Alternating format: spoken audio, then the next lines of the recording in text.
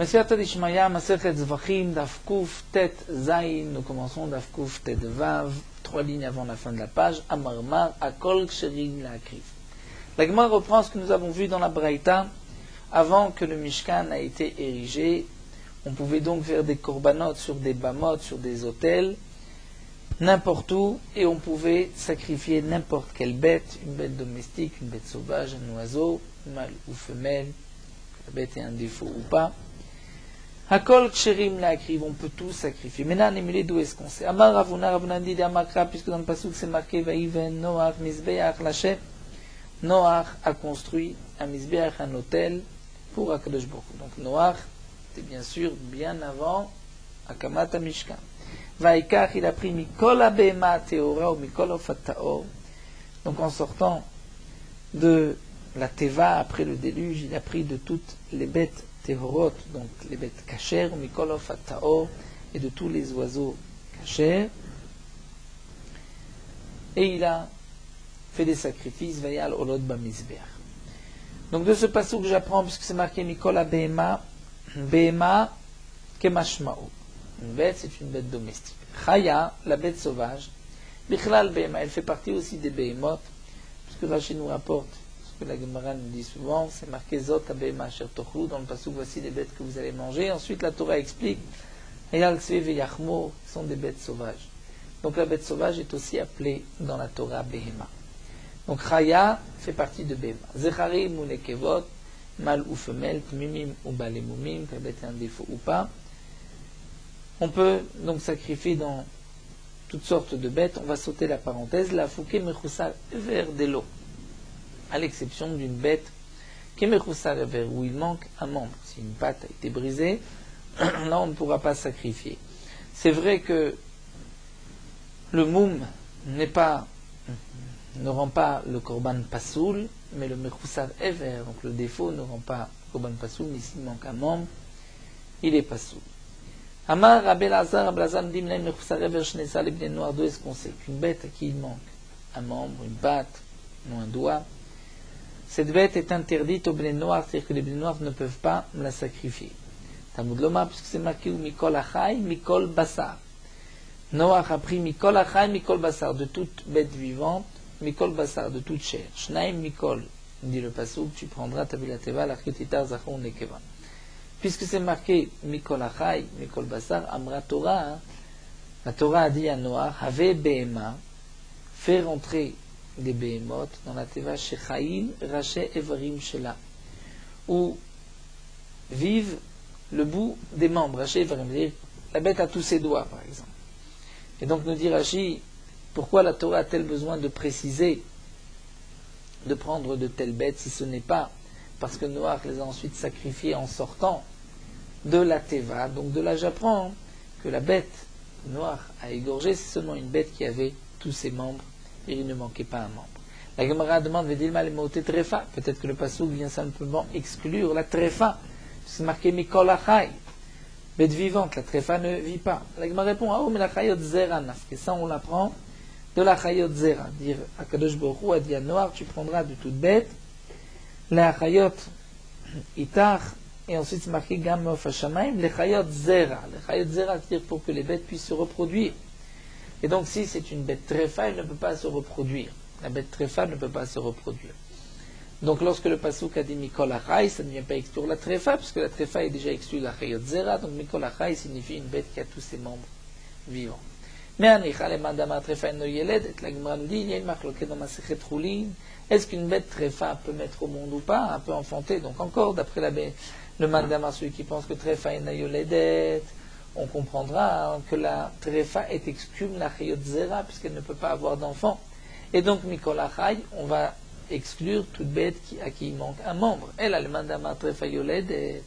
Mais d'après celui qui pense que la tréfa yoledet peut mettre au monde. Alors maïkalemema, qu'est-ce que la Gemara va répondre? Puisque la tréfa yoledet, on ne peut pas la prendre de la chayot zera, puisqu'elle peut avoir des enfants. Et donc on va la prendre Mikol Achai. Donc une bête qui doit avoir tous ses membres vivants et qui ne doit pas manquer un doigt ou une patte, ça je ne peux pas la prendre de Mikol Achai puisqu'il est utilisé pour la tréfa. Donc Maïkelema. Comment d'après ce mandama on va apprendre que la bête doit avoir tous ses membres. Ah, Makra, la Gemara répond, la tréfa, on la prend du mot itar. Itar, c'est bedomim lecha. C'est-à-dire que tu prendras des bêtes qui te ressemblent. De la même manière que toi, noir, tu n'es pas tréfa, tu prendras des bêtes qui ne sont pas tréfa. Et donc le pasuk Mikol Achai reste libre pour nous apprendre que la bête doit avoir tous ses membres.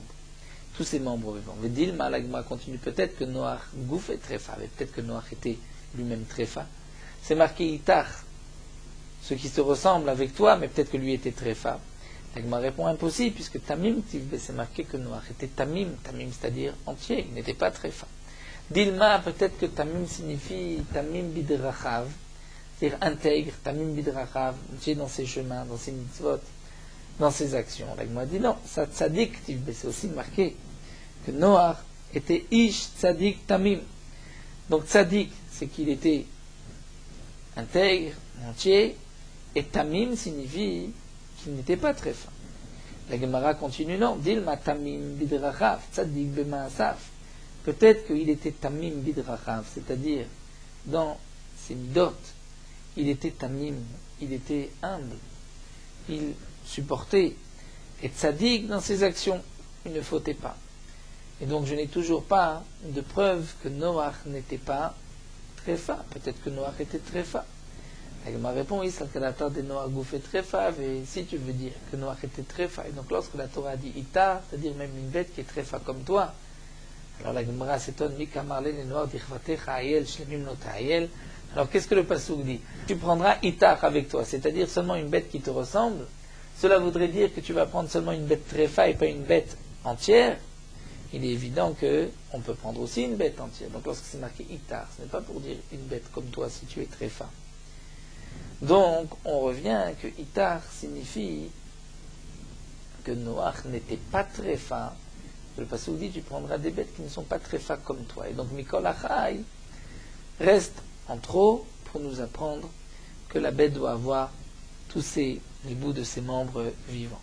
Alors dit la Gemara, puisque maintenant on a appris de Itar pour exclure la bête tréfa. Alors la Hayot Zera la Mali, pourquoi la Torah nous dit la Hayot Zera, une bête qui peut avoir une descendance, pour exclure la tréfa, d'après ce mandama, parce que de toute manière la bête tréfa est exclue d'un autre pasuk. Alors la Gemara répond, Maud était moi j'aurais pu croire que Itar, le tzafta be'alma, que la traduction du pasuk Itar avec toi, simplement pour que les bêtes t'accompagnent. Mais ça ne veut pas dire les bêtes qui te ressemblent. Et donc, on pourrait dire des bêtes qui t'accompagnent, ça peut être même la philosaken, même une bête qui est vieille, qui ne peut plus se reproduire, ou la philosdris, ou une bête qui est stérile. Kamash malan, que non. Le deuxième pasuk, qui vient dire la chayot zera, Noach devait prendre des bêtes, ces bêtes pouvaient se reproduire, pour ensuite qu'après le déluge, on puisse tout repeupler la terre, et ensuite nous ramener toutes les bêtes comme auparavant. Donc la Gemara de ces psukim nous a rapporté la source qu'un mechoussar ever, c'est-à-dire une bête qui manque un membre, que ce soit un doigt, un pied, une patte, cette bête ne pourra pas être sacrifiée sur le misbéar, donc ça on l'apprend Mikol Achai, c'est-à-dire une bête dont les rachets varim sont vivants. Et la Gemara donc nous a expliqué suite des psukim d'après cette explication. On continue, c'est marqué que Noach a sacrifié Théorim avalot meim, c'est-à-dire des bêtes pures, mais pas des bêtes impures. La Gemara pose la question, Miavut meim et Théorim baishata, est-ce qu'il y avait des bêtes cachères et non cachères? À ce moment-là, la Torah n'avait pas été encore donnée. Amar Rav Shmuel bar Nachmani Amar Rav Yonatan, que signifie une bête théora, mais otan shelo nevda baem avera, une bête qui n'avait pas fauté. Nous avons sur le côté une autre girsa, meotan atidim liter. C'est vrai que Noach ne savait pas encore si la bête était cachère, mais lorsque la Torah nous parle de bêtes cachères et non cachères, c'est-à-dire les bêtes qui seront par la suite cachères une fois que la Torah sera donnée. Alors demande l'Agma Mena Aveyade, comment Noach pouvait savoir quelle était la bête cachère ou pas, puisqu'il n'avait pas encore reçu la Torah. Même si le pasuk nous dit qu'il a pris donc des bêtes cachères, mais il n'a pas égorgé les bêtes non cachères, comment Noach pouvait savoir, lui, quelle était cette bête? cachère, quelle était celle qui n'était pas cachère. Encore la Torah peut dire, cette bête était cachère, celle-ci non cachère, Noach n'a sacrifié que les bêtes cachères. Mais comment Noach le savait? La Gemara répond que des Rafrizda, comme Rafrizda. Damar Rafrizda et Viran Lefna Teva. Noach a fait passer les bêtes devant la Teva. Comme c'est marqué dans la paracha, lorsque c'était une bête cachère, il y a 7 bêtes qui sont rentrées. 7 couples. Mais lorsque c'était une bête non cachère, il y a eu seulement Zachar ou Nekeva. Donc, Kol She'ateva Kol Tatan Biyadu Ashu Ta'or. Lorsque la Teva a accepté la bête, Noach savait que la bête est Tehora, c'est-à-dire c'est une bête cachère qui sera par la suite cachère. Et la Teva Kol Tatan, si la Teva ne laissait pas rentrer 7, mais 2, Biyadu Hashem Tmeim, c'était la preuve que la bête faisait partie donc des bêtes non cachées. Rabbi Avahu dit Amakra la Torah dit Abaim Zachar ou Nekeva. Que signifie Abaim? Les bêtes qui sont venues Zachar ou Nekeva, Abaim mais Elehem. C'est-à-dire que toutes les bêtes qui sont venues d'elles-mêmes, la Noach a pu savoir si la bête était cachée ou pas, puisque les bêtes qui étaient venues d'elles-mêmes sont arrivées 7 par 7. Alors que les bêtes cachères et les bêtes non cachères sont venues d'elles-mêmes 2 par 2. Donc, il savait quelles étaient les bêtes cachères et les bêtes non cachères par ce miracle que les bêtes sont venues d'elles-mêmes dans un nombre précis. Amar Mar Lagma reprend, nous avons vu Vakol Karvu Olot. Et tous les korbanot, avant que le Mishkan a été érigé, tous les korbanot ont été sacrifiés Olot, c'est des korban Ola. L'Agma nous dit Ola in shlamim lo. Donc seulement korban Ola et pas shlamim. Mais pourtant c'est marqué Vaizbechu zevachim shlamim lachem parim. Tous ces korbanot, comme nous l'avons vu plus haut, Rishlach Nare Bnei Israël, c'est marqué, ils ont sacrifié encore Har Sinai, korbanot Ola, et aussi c'est marqué zevachim shlamim. Donc des shlamim. Donc il y avait aussi des korban shlamim. Et la Emma. Donc l'Agma reprend et dit, il faut rajouter et dire Akol karvu olot ou shlamim. Qu'il n'y a pas seulement les olot qui ont été sacrifiés, mais toutes les bêtes étaient ou bien ola ou shlamim. Fait attention, pourtant la Gemara objecte, c'est marqué aval shlamim lo, kim olot. Il y a une braïta qui dit mais fourrage, pas de shlamim mais olot. Donc olot in shlamim lo. La Gemara répond que mande amar lo karvu shlamim benen noach. La Gemara dit bien il y a une machloket, et cette machloket dépend, donc de cette machloket dépendra ce din, est-ce que les shlamim ont été sacrifiés par les Bnei Noach ou pas? Après celui qui pense que oui, donc les Bnei Israël ont pu aussi sacrifier des korban shlamim. D'après celui qui pense que non, donc ils n'ont pas pu sacrifier de korban ola. Deitma. Rabbi Lezer, Rabbi Zebra Pranin, nous avons une machloket, Rabbi Zebra Sebra Nachad, Amar Ladi Kavu Shlamim Bnei Noach. Et les Bnei Noach ont pu aussi sacrifier des korban shlamim. Vechadamar lo karvu, le dit non, ils n'ont pas sacrifié des shlamim. Maï tamademad karvu shlamim bnei noach dirtiv, comme c'est marqué. Vehevel hevi gamum bechorot sono michel be'en. C'est marqué que Hevel, le fils d'Adam Arishon, a lui aussi apporté bechorot sono michel be'en. Il a apporté les premiers-nés de son son, de son bétail, ou michel be'en de leur graisse. Eze ou davar shchel bokrav legabe mizbeach. Parce que c'est marqué qu'il a apporté des graisses. Donc c'est un korban où il n'y a que la graisse qui va être brûlée sur le mizbeach, mais pas toute la viande. Eveomer zeshlamim, puisque le korban là est entièrement brûlé. Donc c'est la preuve, d'après ce mandamar-là, que Hevel a pu aussi apporter des korban shlamim. Maïtama de madama lo karvu, et celui qui a dit que non, ils n'ont pas apporté de korban shlamim. Parce que c'est marqué Uritzafon ou Voiteman. Nous avons un pasouk לא שיר השירים, אורי צפון ובואי תימן, תתנער אומה שמעשיה בצפון ותבוא אומה שמעשיה בצפון ובדרום. לגמרא ici דורשת פסוק אורי צפון, non pas לשון אורי de se réveiller, mais לשון תנער, d'être secoué. Que soit secoué אומה, un peuple, c'est-à-dire les Bnei Noach, שמעשיה בצפון, où les korbanot ne sont que des korbanot qu'on peut faire au nord, c'est-à-dire korban ola, ותבוא אומה, et que vienne le peuple, donc les Bnei Israël, par la venue du Mashiach, nous dit Rashi, chez Maaseh Betzafon ou Bidarom, qui eux pouvaient apporter des korbanot et au Tzafon et au Darom et au Sud, c'était même les korban shlamim. Donc on voit que les Bnei Noach ne peuvent pas, après ce mandat Amar, apporter des korbanot shlamim. La Gemara va reprendre, mais d'après celui qui pense que les Noirs ne peuvent pas apporter de Korban Shlamim, Marname active ou Mechel BM, c'est marqué que Hevel a apporté Mechel BM, donc de la graisse. Il n'y a que la graisse qui était sacrifiée, c'est Shlamim. La Gemara répond non. Le Mechel BM signifie Mishmanehem, c'est-à-dire des morceaux Mishmanehem, d'idou, des meilleurs morceaux, des meilleures bêtes. Oumar Name, alors la Gemara va poser la question d'après le premier Mandé Amar qui pense que les Bnei Israël ont apporté des korbanot shlamim, les Bnei Noach, avant Akamat HaMishkan.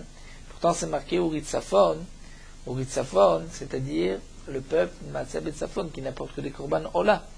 La Gemara répond à Oub et Kibbutz Galouyot ou Dirtiv. Ce passouk est marqué à propos de Kibbutz Galouyot, c'est-à-dire que le vent du nord se réveille et qu'arrive le vent du sud pour réunir tous les exils qui sont, on va dire, tous les exilés qui sont éparpillés parmi vous. Veractive, pourtant, la Gemara continue, c'est marqué Vayomer Moshe Gamatat ten biyadenu zvachim veolot vasin Hashem lokenu. Moshe a dit à Paro, tu nous donneras aussi dans nos mains zvachim veolot. Zvachim veolot, zvachim c'est shlamim, et des olot, et on sacrifiera pour HaKadosh Baruch Hu. Donc, si c'est ainsi, on voit qu'avant Matan Torah, les Bnei Noach, les Bnei Israël aussi avaient le din de Bnei Noach, ils apportaient les korbanot shlamim. La Gemara répond non, zvachim signifie les bêtes qu'on va égorger, shrita, la achila pour les manger, veolot, c'est la krava pour les sacrifier, mais il n'y avait que des korban ola. La Gemara continue, active avec Arkitro, Choten Moshe, ola ou zvachim, il a pris ola ou zvachim, donc on voit qu'il a sacrifié aussi des shlamim. La Gemara répond oui, mais ce passouk ou l'achar Matan Torah, ou l'irtiv, il est marqué après Matan Torah. Et donc après Matan Torah, on faisait des korbanot aussi shlamim. La Gemara, Matan Torah, nous avons une marloquette, est-ce que Yitro est venu après Matan Torah ou avant? Si Yitro était après Matan Torah, on comprend. Après Matan Torah, il y avait des shlamim. Et là, le Madame Yitro, que des Matan Torah, il y a, comment on va comprendre là, ou zvachim? Zvachim, c'est des shlamim. Maïkanema, qu'est-ce qu'il répondra? Dit Itmar, la Gemara nous rapporte, Bene Rabbi Chia et Rabbi Yoshua ben Levi, les enfants de Rabbi Chia et Rabbi Yoshua ben Levi, Chadamar. L'un pense que Yitro Kodem Matan Torah était avant Matan Torah, et Chadamar Yitro Achar Matan Torah.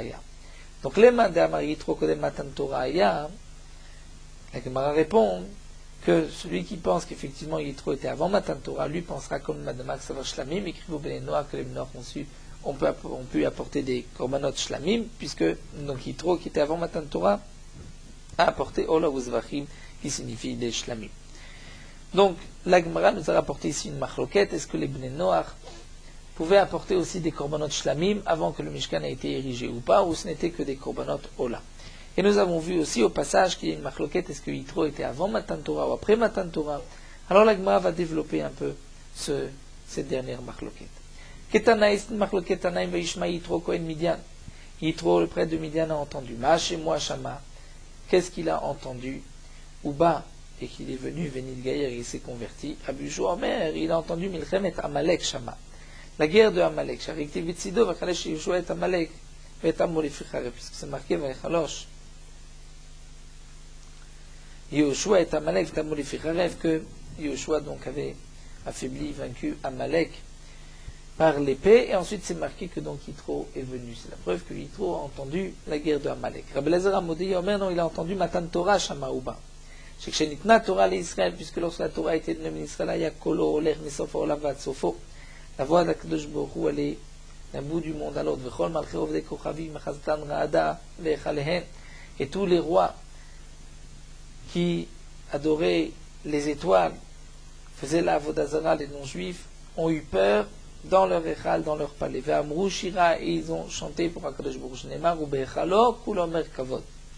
Dans son Echal, Kulo Mer Kavod, c'est-à-dire, dans le Echal de chaque roi, Kulo Mer Kavod, il louait Akadosh Baruch Hu. Netkabtsu Kulam, à ce moment-là, ils sont tous réunis, Etzel Bilam Aracha, Shebinim Racha, V'amrou lo, Makol, Amon Asher Shamanu. Quelle est cette voix forte que nous avons entendue? Shema Maboul Baleolam, est-ce que le déluge vient dans le monde? Hashem la Maboul Yashaf, il a rapporté ce passouk en disant Marlaem Vayeshev Hashem Melech Leolam. Kvar Nishba Shakadosh Baruch Hu Shenomevi Maboul Olam. Akadosh Baruch Hu a déjà juré qu'il n'apportera pas le Maboul dans le monde. N'ayez pas peur, ce n'est pas le Maboul. Amroulo Maboul Shel Maim Enomevi Aval Maboul Shel Eshmevi. Peut-être qu'il n'apportera pas un Maboul d'homme, peut-être un maboul de feu, il amènera chez Nema qui Ba'esh Hashem, comme c'est marqué dans le passou, qui Ba'esh Hashem Nishpat. Kadosh Baruch Hu, par le feu, va juger. Amar Laim Kvar Nishba, Sheno Mashrit Kol Basar. Kadosh Baruch Hu a déjà juré qu'il ne sera pas non plus Mashrit, qui ne va pas détruire les créatures. Rashi rajoute que lorsqu'il a rapporté le passou Vayeshev Hashem, Vayeshev Hashem Melech Leolam, cela signifie que Kadosh Baruch Hu a juré d'être à jamais le roi sur toutes les créatures, qui ne va pas les exterminer. Alors, ils se sont posé la question, si ce n'est pas donc un maboul, Uma kol et amon azeh shamanu, quel est tout ce bruit que nous avons entendu? Amar lahem, il aura répondu, Bilam a répondu au peuple, Chemda tova yishlok bet ginazaz, Akadosh Baruch Hu a quelque chose de précieux dans bet ginazaz, dans ces là où il entrepose tous ses trésors, Kavgachol. Shaita gnuza etzlo, la Torah a été cachée chez lui, Tav, Kuf, Ain, Dalet, Dorot, 974 générations, Kodem Shinivra Olam, avant que le monde a été créé. Ubekesh litna lebanav, Akadosh Baruch Hu a décidé de donner cette Torah à ses enfants. Sheneemar Hashem Oz la moïten, Akadosh Baruch Hu va donner Oz, c'est la Torah, la force des Bnei Israël, il va le donner au peuple d'Israël. Miyad Patrou Kulam, à ce moment-là, ils ont tous les peuples vers leur bouche, ils ont dit Hashem Yevarech Tamu B'Hashem, Hashem soit Mevarech son peuple en paix. Rashi nous rajoute qu'après les 974 générations, plus 26 générations depuis Adam Arishon jusqu'à Moshe Rabbeinu, qui donne en tout 1000 générations, c'est ce qui est marqué Davar Tziva le Elef d'or. Je me redonne la Torah à 1000 générations. Donc là nous avons un premier mandé Amar, que c'est Rabbi Yeshua, que Yitro a entendu la guerre de Amalek. Rabbi Lezer Amoudaï dit, il a entendu Matan Torah. Rabbi Lezer Omer, Kriyat Yamsouf Shama, il a entendu la Kriyat Yamsouf ou Bashneema, Vaikishma Kol Malchaim Mori. Comme c'est marqué dans le Passouk, lorsque les Bnei Israël ont traversé le Yarden, ils ont d'abord envoyé 2 espions chez Rachav, et le Passouk dit, Vaï, Chishmoa, Kol Malchaim Mori, Asher Ava Yarden Yama, lorsque tous les peuples Némori qui étaient de l'autre côté du Yarden, à l'est, ont entendu, à l'ouest, ont entendu ce que Akadosh Baruch Hu avait fait. Donc la Gemara va nous rapporter quelques psukim. Va'af Rachav Azona Amra Leshluchei Yoshua. Et Rachav Azona aussi. Zona, il y a 2 explications. Ou bien Zona, c'était une prostituée, ou bien Zona, elle avait une lachon mazon, elle avait une auberge. Elle a dit aux envoyés de Yoshua, Kishamanu et Asher Ovish Hashem et Meyamsouf. On a entendu que Akadosh Baruch Hu a rendu Meyamsouf, l'a rendu sèche. Donc, nous dit Rabbi Lezer, c'est ce que Yitro aussi a entendu. Kriyat Yamsouf, c'est pour cela qu'il est venu se convertir. Ma'ishena atam de amar velo ayabam od ruach, ou ma'ishena achad de kama velo kama od ruach beish. La Gemara pose la question, nous avons 2 psukim. Dans un pasuk, c'est marqué velo ayabam od ruach mipnei bnei Israël, que tous les peuples, tous les rois n'avaient pas od ruach de devant les bnei Israël. Et Rachav Azona, elle a dit Kishamanu et Asher Movish Hashem, etc. Et c'est marqué Velo Kama Od Ruach Beish. Pourquoi une fois c'est marqué Velo Ayabam Od Ruach et une fois Velo Kama Od Ruach Beish? La Gemara va expliquer de Afilu Akshuye Namelo Akshu. C'est-à-dire que Rachav a dit que tous les peuples ont tellement eu peur qu'ils n'avaient plus de force, ils avaient tellement peur qu'ils n'arrivaient même pas. La filo akshu et namelo akshu, c'est-à-dire leurs membres ne durcissaient pas, n'étaient pas en érection. Umena yada, et comment elle savait des amarmar, puisque la Gemara nous dit en lecha kol sar venagid shelo bal rachav azona. Il n'y a pas eu de prince ou de gouverneur d'homme important chez les peuples de l'époque qui n'a pas eu de relation avec Rachav Azona. Amrou, on a dit que Bat Asara Shanim Haïta, elle avait 10 ans chez Yatsu Israël Mitzrayim, quand les Israël sortaient d'Égypte, Vezimta Kol Mem Shana chez Israël Bamidbar, et elle s'est donnée à la prostitution pendant 40 ans.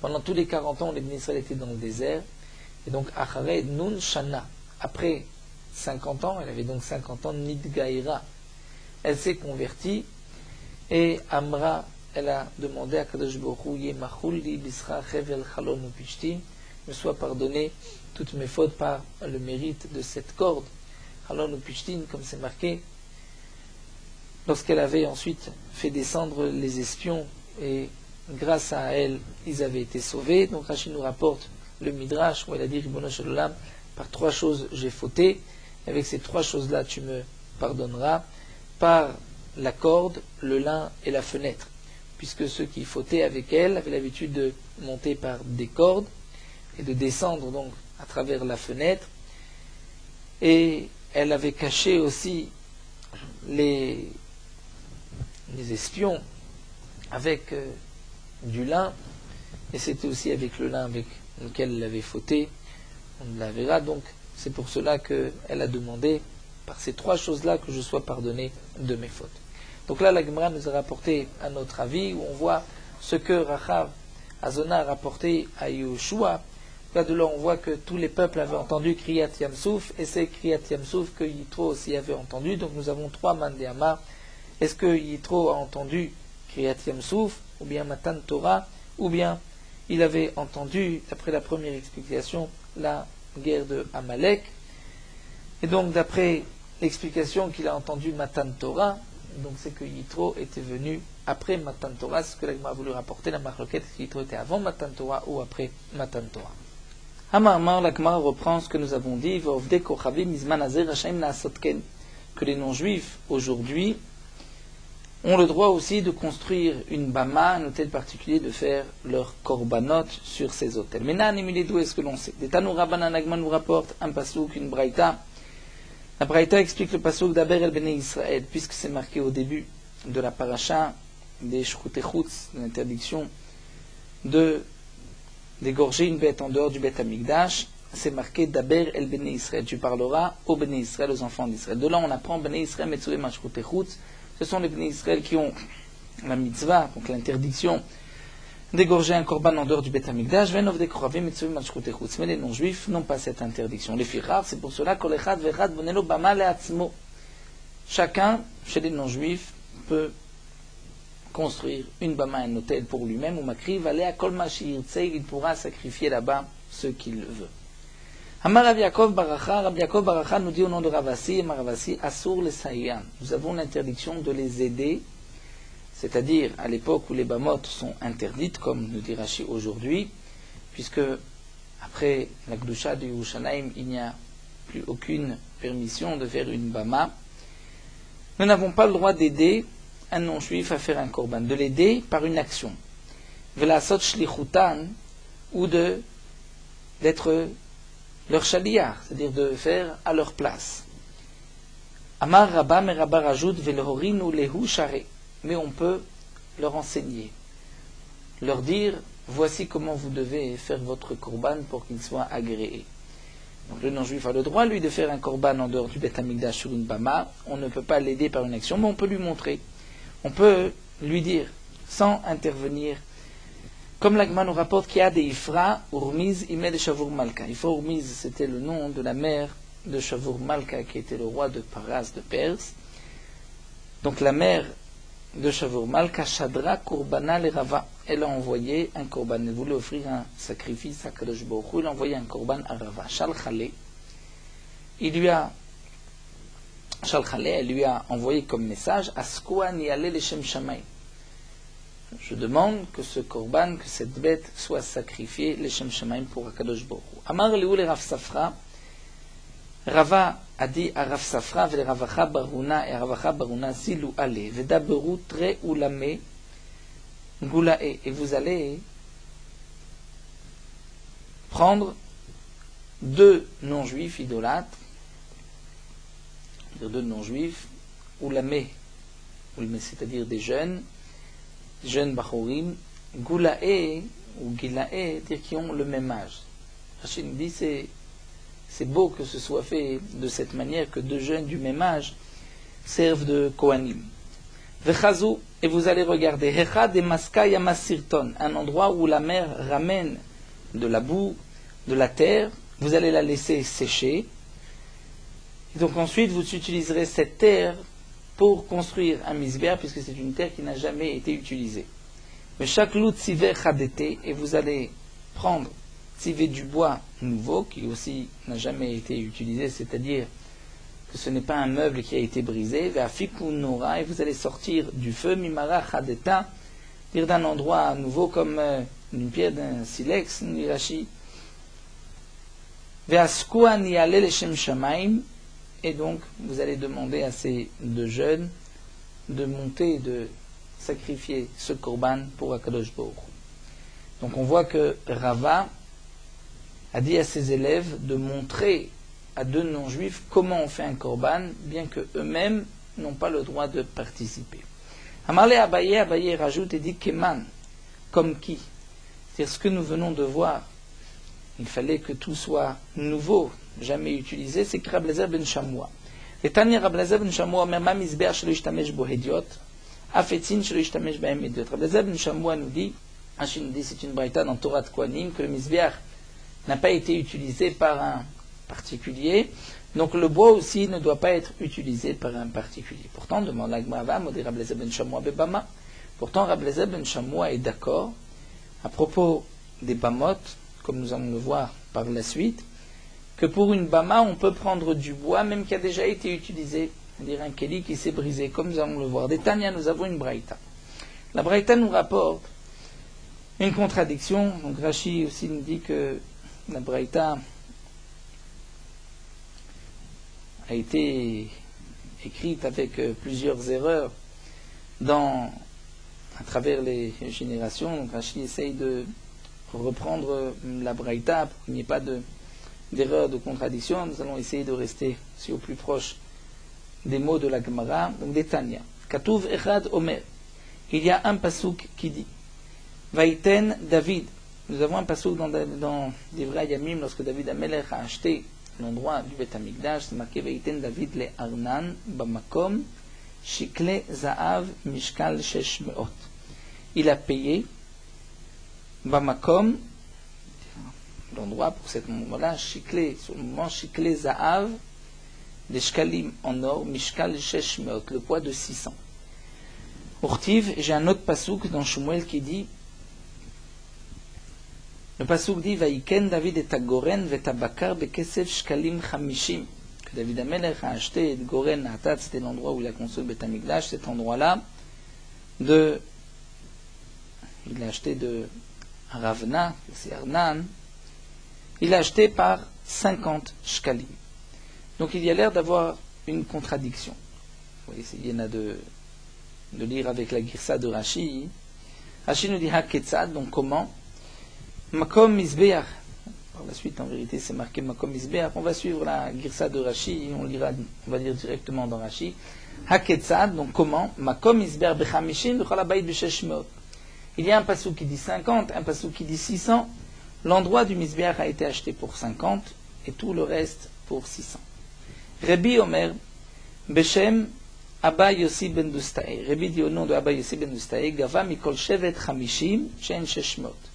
Il a pris donc de chaque tribu 50 shkalim, puisqu'il y avait 12 tribus, ça donne en tout 600. Donc dans la Gemara, c'est marqué cet enseignement. D'abord, au début, Gova Mikol Shevet Eshet Chamishim Shen Sheshmot, ensuite Rabbi Omer, Shema Viste ben Bakar, Bakar Veitzi Makom Esber Benoun, Vecholabait Kulo Besheshmot. Donc d'après Rashi, on inverse. On inverse les noms. Ça, c'est ce que dit Tanakama, et Rabbi a dit, il a pris de chaque Shevet 50. Rabbi Eliezer ben Shamoua Omer, Rabbi Eliezer ben Shamoua lui dit, on va continuer avec la Gemara, Bakar ve'etzim ou makom misbeach benoun v'cholabait kulo b'shesh meot. Donc le problème c'est que, d'après cette girsa de la Gemara, Rabbi Eliezer ben Shamoua reprend juste ce qui vient d'être dit. Donc d'après Rashi, Rabbi Eliezer ben Shamoua Omer, puisque c'est marqué, Vaïken David et Goren. Donc David a acheté le Goren, il l'a acheté, comme c'est marqué dans le Passouk, pour Chamishim Shkali. Et Vaïten David, ce qui est marqué, Vaïten David le Arnan Bamakom, qu'il a donné Shikle Zaav Shesh Meot. Donc on rajoute avala bakar, leola, vamorigim, et kla bakar leetzim, et kesef shkalim chamishim. C'est-à-dire que, on va lire ainsi, nous explique Rachid, d'après Rabbi Eliezer ben Shammua. On va lire Vaïken David et Goren. Point.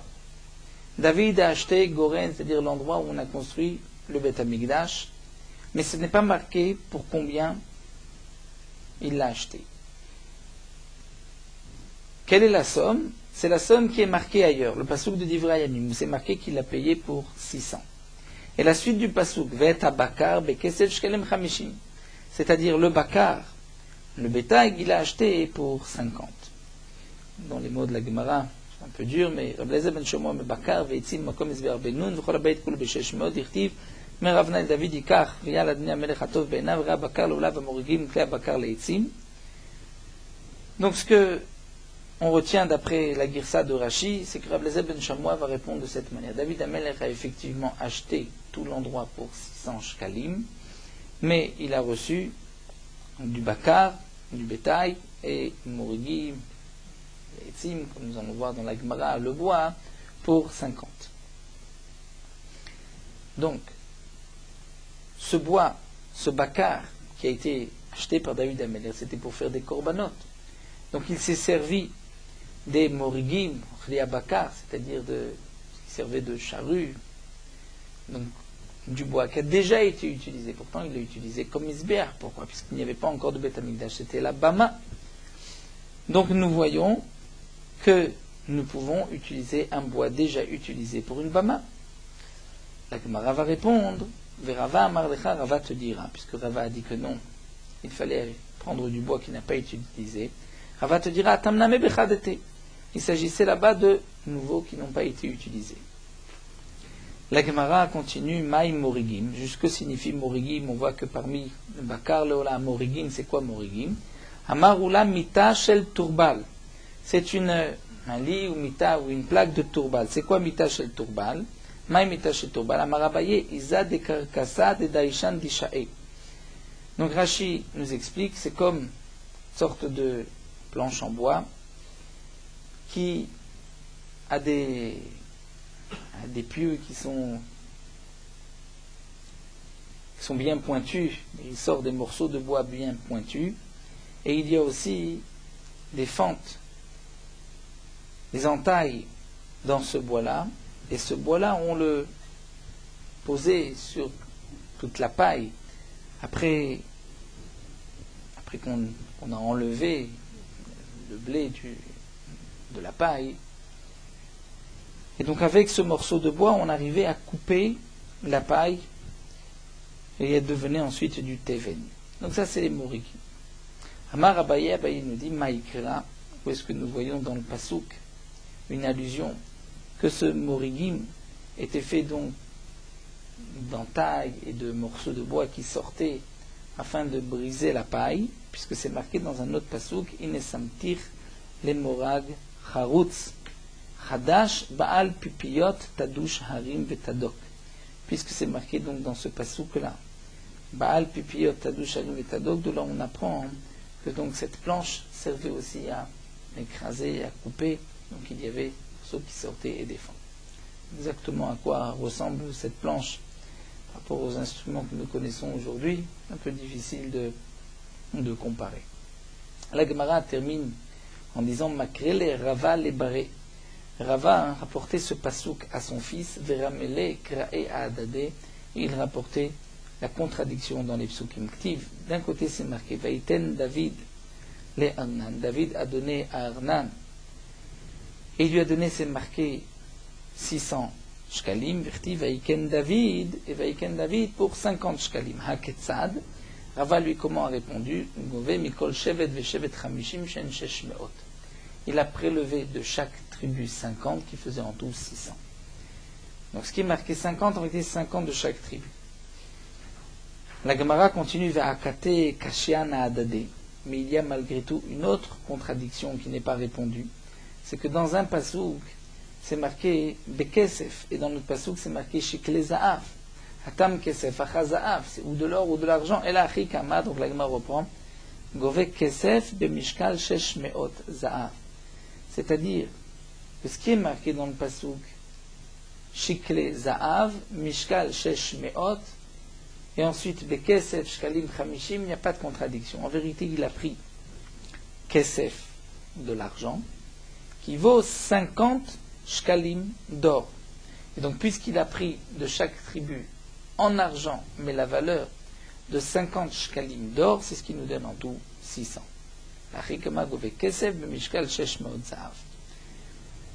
Donc il a pris de l'argent, de chaque tribu 50 Za'av, l'équivalent de 50 pièces d'or, qui donne en tout 600 pièces d'or. Alors nous allons nous arrêter ici, il y a un Kdashim Kalim. Terminons sur Meorot Halacha, Dafkuf Tetzaim. Au moment où on fait la beracha sur le pain, il est bon de poser ses deux mains sur le pain.